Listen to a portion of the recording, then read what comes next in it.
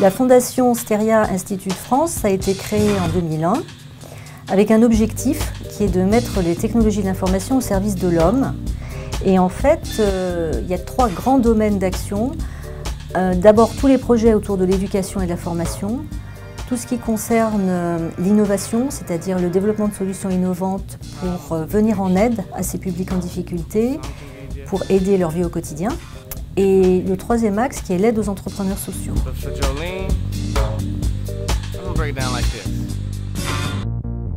Passerelle numérique est une association qui a comme objectif de former des personnes défavorisées au métier de l'informatique et leur donner un travail.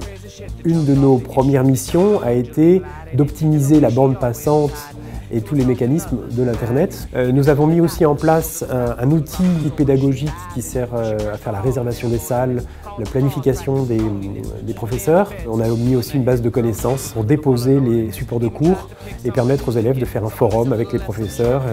Et aujourd'hui, 2 ans après, le besoin est un besoin justement de formation. Et là, Steria envoie des volontaires avec une dimension pédagogique pour donner des cours, par exemple, sur Linux ou sur Java.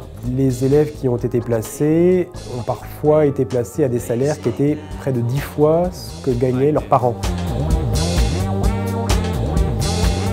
Nous travaillons avec l'hôpital de Garches et puis l'école InTech Info afin de les aider à développer ce qu'on appelle un clavier virtuel, donc qui est un dispositif à destination des handicapés assez lourds pour leur permettre d'utiliser l'ordinateur en termes de saisie de texte, mais aussi en termes d'utilisation courante. Le rôle de la Fondation Steria dans l'élaboration du CVK, il a été double. Elle a tout d'abord apporté un soutien financier et puis elle a mis à disposition en fait un par un pour pouvoir aider donc, les étudiants de l'école InTech Info à élaborer entre guillemets ce clavier virtuel et dans le développement aussi de la communauté open source. Pouvoir donc distribuer ce clavier virtuel, pouvoir communiquer aussi, que ce soit au travers de l'ensemble des communautés open source qui existent, mais aussi des utilisateurs. Cette communauté va être très importante parce qu'elle va permettre en fait de créer des nouvelles fonctionnalités du clavier qui pourront être implémentées de manière très rapide. Alors on peut dire que globalement ça a été une réussite puisqu'à la fin 2008 on a eu quand même 25 000 téléchargements de ce clavier en 3 ans. Ateliers sans frontières, c'est un réseau d'associations d'insertion professionnelle qui a démarré ici en France à travers un atelier de reconditionnement de matériel sportif et informatique et qui s'est étendu aujourd'hui au Maroc, en Algérie et en Roumanie. Donc l'idée c'est de permettre à des personnes qui n'ont plus de travail depuis un moment, pour des raisons X ou Y et en général cumulées, de retrouver du travail, de retrouver la confiance en soi et de redémarrer dans la vie.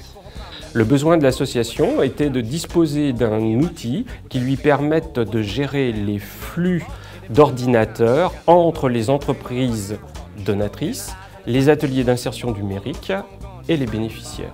Donc l'idée c'était qu'on ait une vision sur la traçabilité du matériel qui soit irréprochable et 2, que cet outil de gestion de production puisse être utilisé par les personnes en insertion dans les ateliers au Maroc. En faisant confiance à une personne, on peut lui permettre de se reconstruire. Il y a à peu près 3/4 des personnes, 3/4 des stagiaires qui passent dans nos ateliers au Maroc, qui retrouvent une situation professionnelle stable.